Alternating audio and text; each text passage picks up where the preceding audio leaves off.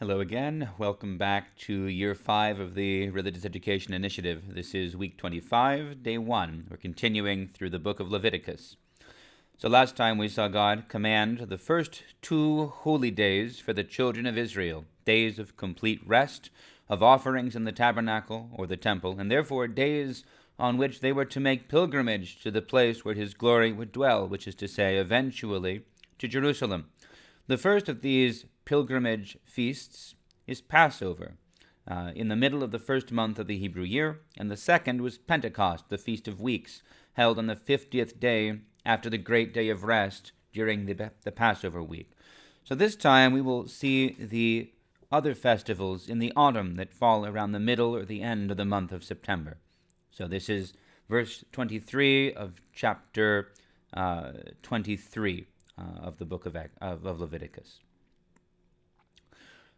The Lord spoke to Moses, saying, "Speak to the people of Israel, saying, In the 7th month, on the first day of the month, you shall observe a day of complete rest, a holy convocation commemorated with trumpet blasts.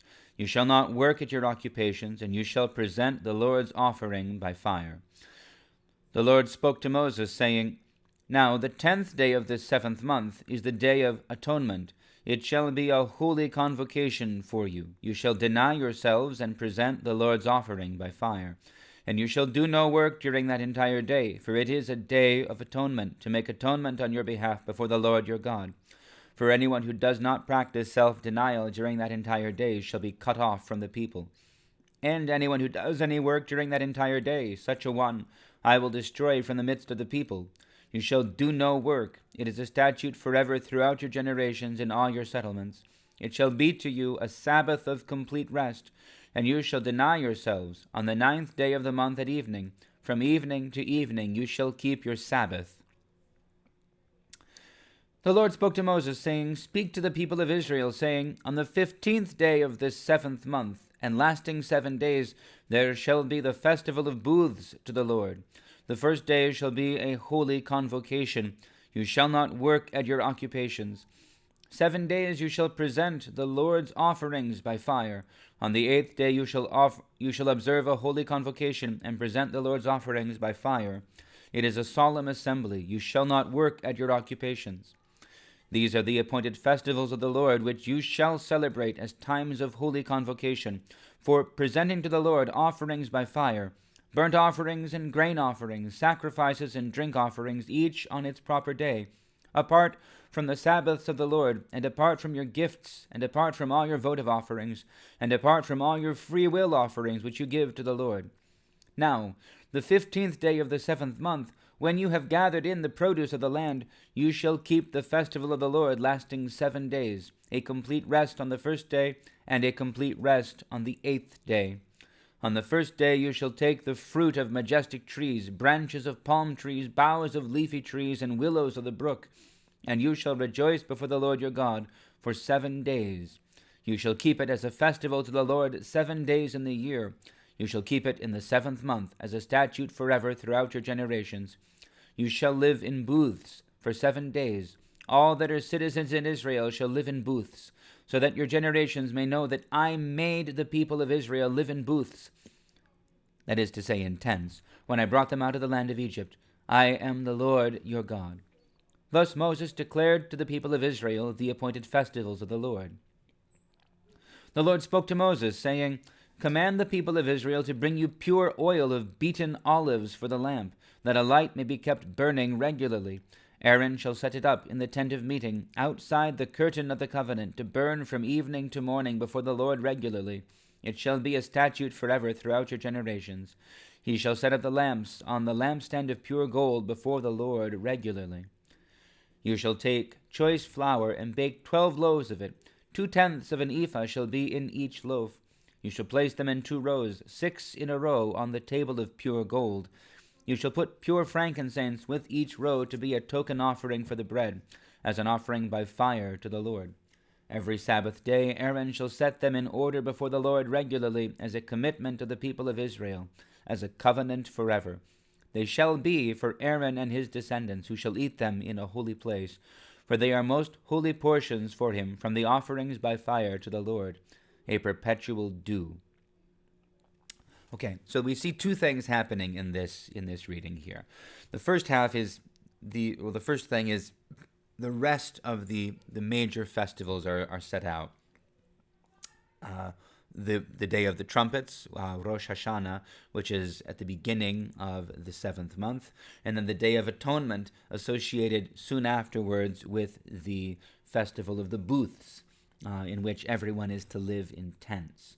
So this first portion, what we're seeing is a commemoration of the deliverance from Egypt, not at the time of the Passover, but a remembrance of the time in the wilderness, a remembrance of God's care for them in the wilderness.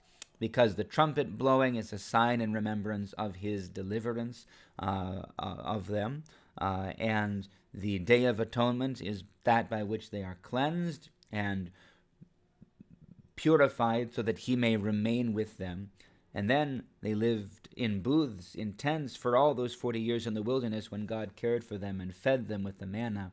So in living in tents, living outside in these booths that they make with the boughs, with the branches of the trees, this is a remembrance of this, so that every generation of God's people remembers and participates, not just remembers, oh, that's a thing that happened, but they participate in that same reality, living in the care of the Lord, remembering and participating in the life of wanderers, of pilgrims, of strangers who belong to no land or people, but to the Lord. And that is beautiful. That is ultimately what all of the festivals of the Old Covenant and the festivals of the New Covenant do.